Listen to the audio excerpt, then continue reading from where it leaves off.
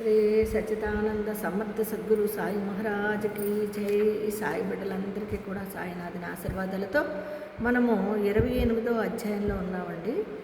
నిన్న లాల్ లక్ష్మీచంద్ గారి గురించి చెప్పుకున్నామండి. అయితే ఈవేళ సాంఝ గురించి చెప్పుకుందాం. ఎందుకంటే మధ్యాహ్న భోజనం కూర్చున్నప్పుడు లక్ష్మీచంద్కు ఒక భక్తుడు సాంజాన్ని ప్రసాదంగా ఇస్తాడండి. అంటే రవ్వతోని ఉప్మాని కొంచెం జారుగా చేసి ఉంటుందండి, దాన్ని సాంజ అంటారండి.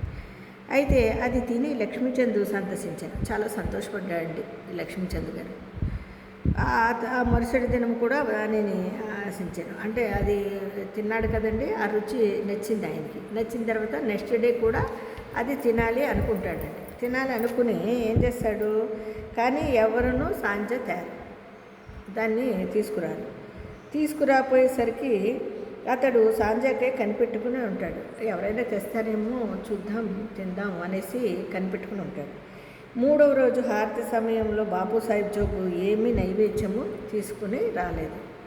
బాబు సాహెబ్ జోగ్ గారు కూడా ఏమి నైవేద్యం తీసుకుని రారు.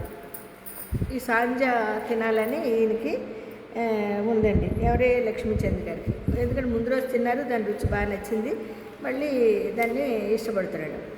అయితే బాబాను అడిగాను, సాంజా తీసుకుని రమ్మని బాబా చెప్పాను. అప్పుడు ఈయన ఏం చేశాడండి, మన బాబు సాహిబ్ జోగ్ గారు బాబా గారిని అడుగుతాడు, బాబా ఈవేళ ఏం తీసుకురావాలి అని. అయితే నువ్వు సాంజాన్ని తీసుకురా అని చెప్తానండి బాబా గారు. 3వ రోజు ఇది. ఈ 2 రోజులు గడిచిపోయింది. పాపం ఆయన లక్ష్మీచంద్ గారు కోరిక తీరలేదు. 3వ రోజు ఈయన అడగడము, ఎవరండి బాబు సాహిబ్ జోగ్ గారు అడగడము బాబా గారిని. బాబా గారు ఏం చేస్తారు, నువ్వు సాంజ తీసుకురా అంటారండి. ఆ భక్తులు సరే సాంజ తీసుకురమ్మని బాబా చెప్పాను. భక్తులు 2 కుండల నిండా సాంజ తెచ్చారు. భక్తులు ఏం చేశారంటే 2 కుండల నిండా సాంజ తెస్తారండి. లక్ష్మీచంద్ చాలా ఆకలితో ఉండేను, అతని వీపు నొప్పిగా నుండెను. బాబా ఇట్లా నేను, నీవు ఆకలితో నుండుట మేలైనది, కావలసినంత సాంజ తిను. చూడండి, ఆయనేమో బాబా గారిని అడిగాడు, బాబా గారు చేశారు. ఈ లోపల భక్తులే కూడా 2 కుండల నిండుగా సాంజాన్ని తీసుకురావడం జరిగింది. నీవు ఆకలితో ఉండడం మంచిదైంది, నువ్వేమి తినకపోవడం, ఇప్పుడు తిను, చక్కగా సాంజ వచ్చింది అని చెప్తారండి. నీ వీపు నొప్పికి ఏదైనా ఔషధం తీసుకును. నువ్వు పాపం ఆయనకి వీపు నొప్పి వచ్చిందంటండి. ఆకలితో ఉండడం మేలైనది, కావలసినంత సాంజాన్ని తిను, నీ వీపు నొప్పికి ఏదైనా ఔషధం తీసుకుందాము. బాబా తన మనసును కనుగొనేను. లక్ష్మీచంద్ 2వసారి ఆశ్చర్యపడాను. బాబా ఎంత సర్వజ్ఞుడు, నాకు వీపు నొప్పి వచ్చిందని, నేను బాధపడుతున్నానని, నేను ఆకలితో ఉన్నానని బాబా గారికి ఎలా తెలిసింది? సర్వజ్ఞుడు కదా బాబా గారు అనుకున్నాడు. దోష దృష్టి. ఆ సమయమునే లక్ష్మీచంద్ చావడి ఉత్సవంను చూచెను. అప్పుడు బాబా దగ్గుచే బాధపడుచుండెను. ఎవరిదో దోష దృష్టి ప్రసరించుటచే బాబాకు బాధ కలిగేదనుకునేను.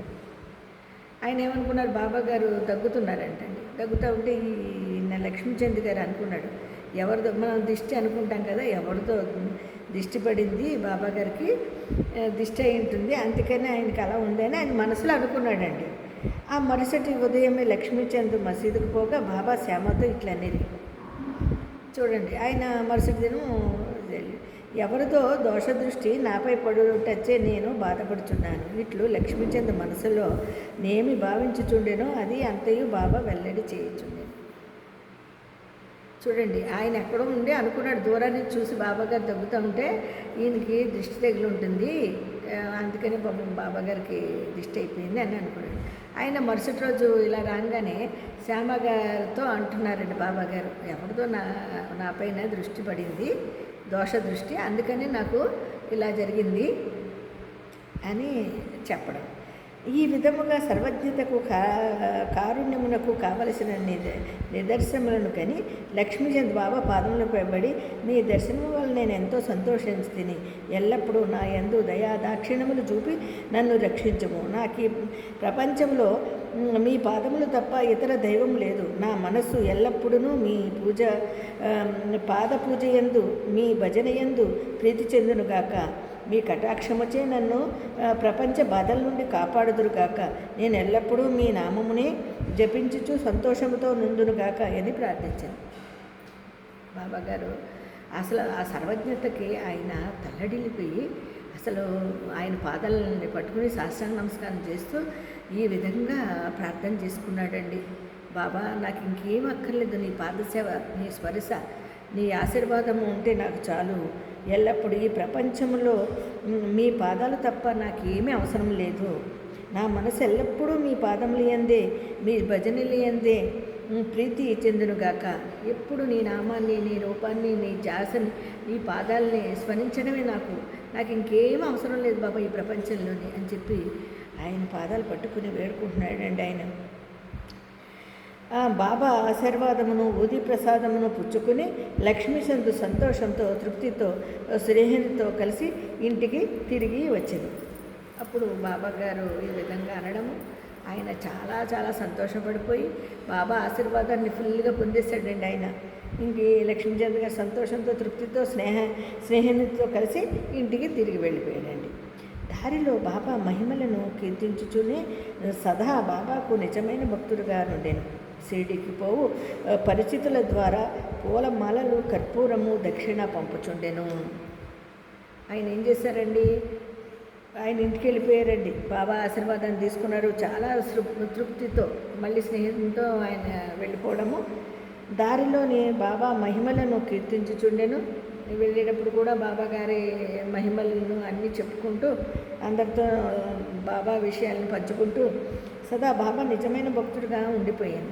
షిరిడీకి పోవు పరిస్థితుల ద్వారా పూలమాలలు, కర్పూరము, దక్షిణ ఎప్పుడు ఆయన వెళ్ళిపోయినా కూడా వాళ్ళ ఇంటికి బాబా గారి దగ్గరికి వచ్చే పరిచయస్తుల ద్వారా ఏం చేసేవాడు అంటండి, పూలన్నీ, దక్షిణని, కర్పూరాన్ని ఎప్పుడు పంపిస్తూ ఉండేవారంటండి ఆయన బాబా గారికి. అలా చేస్తూ ఉండగా ఒకసారి బురాహన్పూర్ మహిళ ఈమె ఏమో చూద్దామండి. అంటే 3 పిచ్చుకలు కదా అన్నారు కదా బాబా గారు. ఒక పిచ్చుకు వచ్చి ఈయన లక్ష్మీచంద్ గారు, రెండో పిచ్చుకొచ్చి ఎవరండి,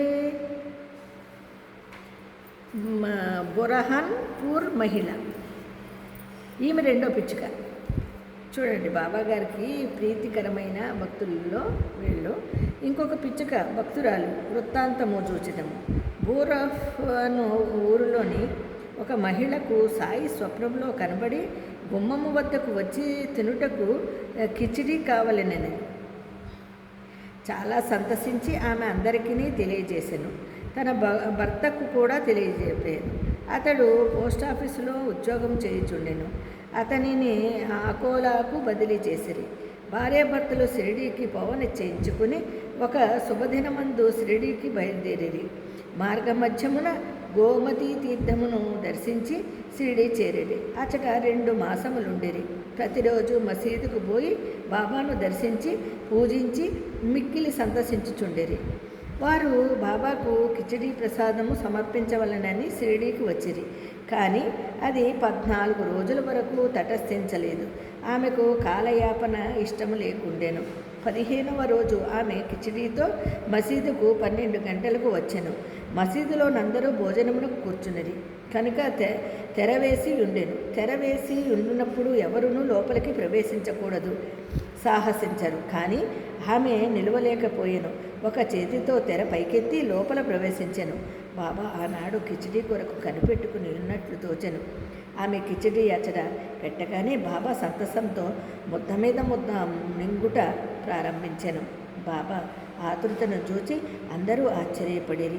ఈ కిచడీ కథను విన్న వారు బాబాకు తన భక్తులపై అసాధారణ ప్రేమ ఉండునట్లు విశ్వసించిరి.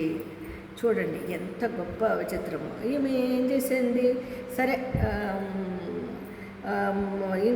అదే ఈమె కిచిడి చేసుకుని షిరిడి వచ్చారండి భార్యాభర్తలు ఇద్దరును. ఆమెకి స్వప్నంలో కనబడ్డ గుమ్మం వద్దకు వచ్చి తినుటకు కిచిడి కావాలేనని ఆమెకి ఒక స్వప్నం వచ్చింది. ఎవరండి, బురహాన్పూర్లోని ఒక మహిళకు సాయి స్వప్నంలో కనబడి గుమ్మము వద్దకు వచ్చి తినుటకు కిచిడి కావలను అని మేలుకుని చూడగా తన ద్వారం వద్ద ఎవరినూ లేకుండేది. చూసి దృశ్యంలోకి చాలా సంతోషించి ఆమె అందరికీ తెలియజేశాను. ఆమెకి ఎవరో ఒకరు కిచిడి తినాలని ఉంది అని చెప్పి ఆమెకి కల్లోని ఒక గొంతు వినబడిందండి. ఆమె షిరిడి వెళ్ళాలనుకుంటుంది. వెళ్ళాలనుకుని బయలుదేరుతుందండి. ఎవరితో, భర్తతో అందరితో చెప్తుంది ఈ విషయాన్ని. అలాగే అందరికీ చెప్పి షిరిడి పోవని నిశ్చయించుకుంటుంది.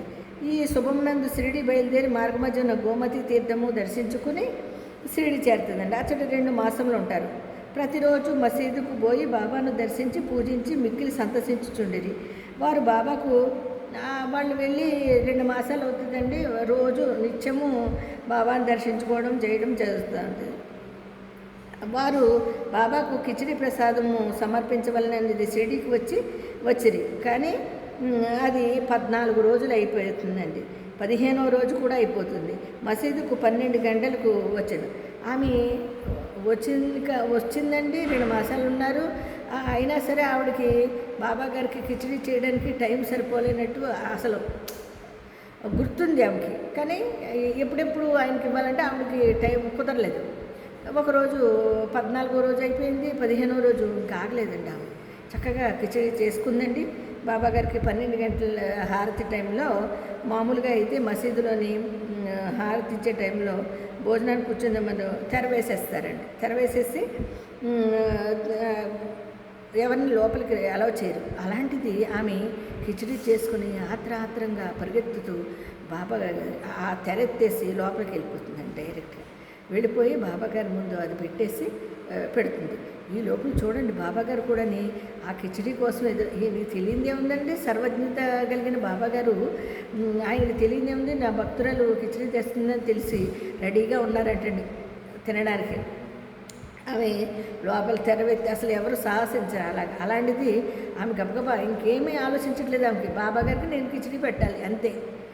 ఇప్పటికే లేట్ అయిపోయింది, నేను ఇన్ని రోజుల నుంచి వాయిదా వేసుకుంటూ వచ్చానని చెప్పి గబగబా వెళ్ళిపోయిందండి. తెరెత్తేసి లోపలికి వెళ్ళి బాబా దగ్గర పెట్టేసేటప్పటికి అలా పెట్టిందో లేదోనండి, బాబా గారు ఆత్రంగా ముద్ద మీద ముద్ద అన్నట్టు వెంటనే ఆ కిచిడిని తినేశారంటండి. బాబా గారు ఎంతో అసలు ఆమె ఎంత భక్తితో చేసుకెళ్ళింది, బాబా గారు ఎంత ప్రేమతో స్వీకరించారు. ఇక్కడ అదండి భగవంతునికి భక్తునికి మధ్య ఉండేది ఏంటంటే భక్తి, ప్రేమ. ఈ 2 ఉంటే, అంటే భక్తి ఉండాలండి భగవంతుడి మీద, అలాగే ప్రేమ కూడా ఉండాలి. ఆ రెండింటినీ కూడా ఆమె చూపించిందండి. చక్కగా కిచిడి తీసుకెళ్ళింది, బాబాగారి ముందు పెట్టింది. ఆమె అనుకున్న విధంగానే బాబాగారు కూడా మన మనసులోని భావాలని గ్రహించగలిగే అద్భుతమైన ఆశీర్వాదం ఇచ్చే శక్తివంతమైన మన సద్గురు సాయినాథుల వారు. కాబట్టి ఆయనకు తెలియదు ఏముంటుందండి, మన మనసులో ఏదైనా అనుకుంటే ఆయన స్వీకరిస్తాడండి. ఆ విధంగా తన భక్తులపై అసాధారణమైన ప్రేమ ఉన్నట్టులా విశ్వసించి ఆ విధంగా ఆమె ఆ ప్రేమని ఇచ్చిందండి ఆయనకి. ఇంకా చూసారా, మనము భక్తితో ప్రేమతో ఉంటే గ్యారంటీగా మనది స్వీకరిస్తాడండి భగవంతుడు. ఈ విధంగా 2వ పిచ్చుక అయిపోయింది కదండి. 3వ పిచ్చుక మేఘశ్యాముడు. ఇక అన్నిటికంటే పెద్దదైన 3వ పిచ్చుక గురించి వినుడు. విరంగమం నివాసియగు మేఘశ్యాముడు హరి వినాయక సాటేగారి వంట బ్రాహ్మణుడు. అతడు అమాయకుడు, చదువురాని శివభక్తుడు, ఎల్లప్పుడూ శివపంచాక్షరి ఓం నమ శివాయ జపించువాడు. అతనికి సంధ్యావందనము కానీ గాయత్రి మంత్రము కానీ తెలియకుండెను. సాటే గారికి విని ఎందు శ్రద్ధ కలిగి గాయత్రి మంత్రము చూడండి. మనం మేఘశ్యాముడి గురించి తెలుసు కదా మనకి. అన్నిటికంటే పెద్ద 3వ పిచ్చుక అంత భక్తి ఆయనకి. విరామగ్రామం నివాసియగు మేఘశ్యాముడు హరివినాయక సాటేగారి వంట బ్రాహ్మణుడు. ఎందుకు ఆయన సాటేగారికి వంట బ్రాహ్మణుడు ఏంటండి ఈయన. అతడు అమాయక చదువురాని శివభక్తుడు, చదువురాని శివభక్తుడు, ఎల్లప్పుడూ శివపంచాక్షరి ఓం నమ శివాయ ఓం నమ శివాయ ఓం నమ శివాయ ఆయనకి అదే బెదండి. శివభక్తుడండి, అపార శివభక్తుడు అంటండి మేఘశ్యాముడు. అయితే అతనికి సంధ్యావందనము కానీ గాయత్రి మంత్రం కానీ తెలియకుండాను. సాటే గారికి వీని యందు శ్రద్ధ కలిగి ఆయనకి ఇంక వేరే ఏమీ అక్కర్లేదండి, శివనామస్మరణ తప్ప. అయితే సాటే గారికి ఈయన మీద శ్రద్ధ కలిగిందంటండి. మంత్రంతో ఆయన ఏం చేశాడంటండి, శ్రద్ధ కలిగి గాయత్రి మంత్రాన్ని ఆయన చేత చెప్పించాలన్న ఉద్దేశంతో ఆయన చూడండి మంత్రము సంధ్యావందనము నేర్పించేది. సాయిబాబా శివుని అవతారమని సాటే అతనికి బోధించి షిరిడీకి ప్రయాణం చేయించాను. అతని చేత ఏం చేశాడు, బాబా గారు శివావతారమే, సాయినాథుల వారు కూడా శివుడే అని చెప్పి ఆయన చేత షిరిడి ప్రయాణం చేయించారంటండి. రోజు స్టేషన్ వద్ద సాయిబాబా మహమ్మదీయుడని ఎవరో చెప్పగా అతని మనసు కలవరపడి తనను అచటకు పంపవద్దని యజమానిని వేడుకునేది. చూడండి, అతను ఆ స్టేషన్కి వచ్చిన తర్వాత ఎవరన్నా అంటే ఆయన ముస్లిము అని చెప్పారంటండి ఈయనకి. దాంతో వద్దు వద్దు నేను అక్కడికి రానులే అని చెప్పి ఈ యజమానితో ఈయన మేఘశ్యాముడు వెళ్ళిపోదాము అంటాడంటండి. చూడండి, ఎందుకంటే ఆయనకి ఇంకెవ్వరూ ఏ రూపము ఇష్టం ఉండదు. ఇంకా ఓం నమ శివాయ శివుడే ఆయనకి ప్రాముఖ్యత కాబట్టి నా శివుడే నా శివుడే నా శివుడే అనుకుంటాడు, కానీ వేరే వాళ్ళని అలా చూడలేడనమాట. ఆ ఉద్దేశం మీద ఆయన యజమానితో అంటాడు, నేను రాను, ఆయన ముస్లిం అంట అని చెప్పి అంటాడండి. ఆ స్టేషన్కి వచ్చిన తర్వాత ఎవరో చెప్పడం. కానీ ఆ యజమాని మేఘుడు షిరిడికి పోయి తీరవలనని నిశ్చయించి అతనికి ఒక పరిచయపు ఉత్తరము షిరిడివాసి తన మామగారు దాదాకేర్కర్కు రాసి సాయిబాబాతో పరిచయము కలుగజేయవలనని ఇచ్చాను. షిరిడి చేరి మసీదుకు పోగా బాబా కోపించి అతనిని లోపలికి రానియక ఈ వెధవను తరిమివేయుడు అని గర్జించి మేఘనితో ఇట్లా నేను నీవు గొప్ప జాతి బ్రాహ్మణుడువు, నేనా తక్కువ జాతి మహమ్మదీయుడను, నీ వీచటకు వచ్చినచో నీ కులము పోవును కనుక వెడలి పొమ్ము. చూడండి, ఆయన ఎక్కడో ఉండి ఆయన ఊళ్ళో ఆ యజమానితోని ఆయన మేఘుడు ఏమంటాడండి, నేను రానంటాడు షిరిడి. ఏ విధంగానే నేను బ్రాహ్మణ్ణి, ఆయన ముస్లిం అంట, అందులో ఈయన శివభక్తుడు కదా. ఆ విధంగా అనేటోడికి ఎక్కడో సర్వజ్ఞత గల మన సద్గురు సాయినాథుల వారికి ఆయన మనసులో ఎక్కడో అనుకున్న దాన్ని మనసులో కదండి, పైకే యజమానితో అంటాడు, కానీ దాన్ని కూడా బాబాగారికి తెలిసిపోతుంది. అందుకనే 1000 కోసల దూరంలో ఉండి మనం ఏమనుకున్నా కూడా బాబాగారికి 1000 కోసలే కదండి. ప్రపంచంలో ఎక్కడుండి మనము ఏది అనుకున్నా కూడా మన సద్గురు సాయినాథుల వారికి అంతా తెలిసిపోతుంది. సర్వాంతర్యామి మన సద్గురు సాయినాథుల వారు, ఇది ప్రతి ఒక్కరూ గ్రహించాలి. అయితే చూడండి, ఆయన ఎక్కడో ఇలాగని అంటే ఈయన మసీదుకి మొత్తానికి ఎలాగైతే వాళ్ళ ఫ్రెండ్ ద్వారా ఇంకొకరి ద్వారా ఈయన్ని ఒప్పించి షిరిడి తీసుకొస్తారండి. షిరిడి వచ్చిన తర్వాత ఆయన మసీదులోకి కాలు పెట్టినవారండి బాబాగారు. నువ్వు గొప్ప బ్రాహ్మణుడు అని, నేను ముస్లింనని నువ్వు రానన్నావు కదా, ఎందుకు వచ్చావు, నువ్వు రా, వెడలిపో పో. ఈ మాటలు విని మేఘుడు వణకనారంభించాను. అతనికి వణుకు పుట్టేసింది. అయ్యబాబోయ్ అని చెప్పి అతడు తన మనసులోని విషయాన్ని బాబాకి ఎట్లు తెలిసినవి చూడండి ఆశ్చర్యపడాను. కొన్ని దినములు అచట ఉండి తనకు తోచినట్లు బాబాను సేవించుచుండెను, కానీ అతడు సంతృప్తి చెందలేదు. తర్వాత తన ఇంటికి పోయాను. అక్కడ నుండి త్ర్యంబక్ అంటే నాసిక్ జిల్లా పోయి అచ్చట ఒక సంవత్సరము 6 మాసములు ఉండెను. తిరిగి షిరిడికి వచ్చాను. ఈసారి దాదాకేల్కర్ కల్పించుకున్నటచ్చే నతడు మసీదులో ప్రవేశించుటకు షిరిడీలో నుండుటకు బాబా సమ్మతించాను. మేఘశ్యామునకు బాబా ఉపదేశము ద్వారా సహాయము చేయలేదు. అతని మనసులోని మార్పు కలుగజేయచ్చు చాలా మేలు చేశాను. అప్పటి నుండి అతడు సాయిబాబాను శివుని అవతారముగా భావించుచుండెను. శివుని అర్చనకు బిల్వపత్రము కావలెను. మేఘడు ప్రతిరోజు మైళ్ళ కొలది నడిచి పత్రిని తెచ్చి బాబాను పూజించుచుండెను. గ్రామంలోనున్న దేవతలందరికీ పూజించుచుండిన పిమ్మట మసీదుకు వచ్చి బాబా గద్దెకు నమస్కరించి పిదప బాబాను పూజించుచుండెను.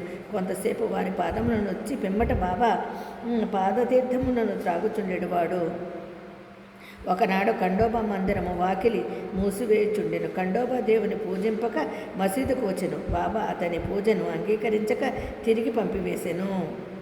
ఖండోబా మందిరము వాకిలి తెరిచి ఉన్నదని చెప్పాను. మేఘశ్యాముడు మందిరమునకు పోయాను. వాకిలి తెరిచి ఉండిచే ఖండోబాను పూజించి తిరిగి వచ్చి బాబాను పూజించాను. అదండి మూడవ పిచ్చుకగా మనం మేఘడు ఎంత గొప్ప శివభక్తుడు. ఈయనకి తృప్తి లేదండి బాబాగారి దగ్గరికి రావడము ఇలాగా. కానీ మొత్తానికి బాబాగారు ఎలాగైతే అందరి రికమెండేషన్ మీద చెప్పబట్టి ఆయన్ని లోపలికి రాల్చారు. కానీ ఈయనకి ఇంకా బాబా గారికి నమస్కరించుకోవడం కొంచెం అతనిలో మార్పు రావడం మొదలుపెట్టినా ఆయనకి ఏమనిపించిందండి, శివుడి మీద ఉండే భక్తి ఆయనకి బిల్వత్రాలు తేవాలి, అవి తేవాలి, అభిషేకాలు చేయాలి, ఇలాంటి కోరిక ఉండిపోయిందండి. అందుకని బిల్వపత్రాలని వాటిని సేకరించి రోజు బాబా గారికి వెళ్ళి పాదాల మీద ఆ పత్రాలను వేసి దండం పెట్టుకుని వచ్చేవాడండి. అంటే ప్రతి గణపతి, మారుతి అన్ని దేవాలయాలకి వెళ్ళి ఖండోబా మందిరానికి కూడా వెళ్ళి పూజలు చేసుకుని వచ్చిన తర్వాత బాబా గారికి కూడా ఇలాగ నమస్కరించుకుంటూ ఉండేవాడంటండి. ఒకసారి చూడండి బాబాగారు ఖండోబా మందిరానికి వెళ్ళకుండానే డైరెక్ట్గా బాబా దగ్గరికి వచ్చేస్తాడు. అప్పుడు బాబాగారు ఒప్పుకోరండి, నువ్వు వెళ్ళి ఖండోబా దేవుడిని కూడా దర్శించుకుని అప్పుడు రమ్మంటారు. అప్పుడు వచ్చి ఆయన మేఘుడు మందిరానికి పోయి వాకిలి తెరిచి ఉంటుంది, వాకిలి మూసింది అంటాడండి. కానీ లేదు, ఇప్పుడు తెరిచి ఉంది, నువ్వు వెళ్ళరా అంటే ఆయన దగ్గరికి వెళ్ళి దండం పెట్టుకుని వచ్చిన తర్వాత అలాగా ఆ మేఘశ్యాముడు ఎంత గొప్ప శివభక్తుడండి ఆయన. ఆ శివభక్తుడు బాబా గారిని కూడా శివునిగా ఆరాధిస్తూ అక్కడే ఉండి చక్కగా ఆయన యొక్క ఆశీర్వాదాన్ని పొందగలిగాడండి. చూసారా, ఎటువంటి వాళ్ళైనా వేరే భావంతో ఉన్నా కూడా బాబా నామస్మరణతో 100% ఎవరైనా సరే బాబాకి సరెండర్ అయిపోవలసిందే. అదండి మన సద్గురు సాయినాథుల వారి గొప్పతనం. అంటే సకల దేవతా స్వరూపుడు సద్గురు సాయినాథుల వారు కాబట్టి ప్రతి రూపము ఆయనే. కాబట్టి అంటే మనం భ్రమలో ఉండి మన ఆలోచనల్ని అలా అనుకుంటాము, కానీ అది తప్పండి. మన మేఘుల్లాగే మనం కూడా అలా ఆలోచించకుండా మరి ఆయన్ని మార్చగలిగారు కదండి. ఆయన భక్తిలో ఉండేదాన్ని నేనే అన్నీ అని ఆయన అనుకునేలాగా చేసి ఆయనలో శివుణ్ణి చూసుకుంటారండి బాబాగారిలో ఎవరు మేఘుడు. అలాగే మనం కూడా మన సకల దేవతా స్వరూపుడిని మన సద్గురు సాయినాథుల వారిని ఈ విధంగా ప్రతి ఒక్కరూ ఆరాధించుకొని పూజించుకోవాలని, ఇంతటి భక్తి శ్రద్ధలు కలిగి ఉండాలని, భక్తితో పాటు ప్రేమ ఉండాలండి, ప్రేమ కూడా ఉండాలి మనలో. ఆత్రం భగవంతునికి ఎప్పుడు మనము అలా చేద్దామా ఇలా చేద్దామా అంటే ఆ ప్రేమ అంటే వాళ్ళు స్వీకరిస్తారండి. ఆ స్వీకరించగా మిగిలిన భక్త శ్లేషమే మనం భుజించే అంతటి ప్రేమ కావాలండి. ప్రతి ఒక్క సాయి బిడ్డ ఇలాంటి ప్రేమను పొందాలని కోరుకుంటున్నానండి. మనం ఇంకా 28వ అధ్యాయంలోనే ఉన్నాము. మరి రేపు చెప్పుకుందామండి. కతిమది సాయిరామ్.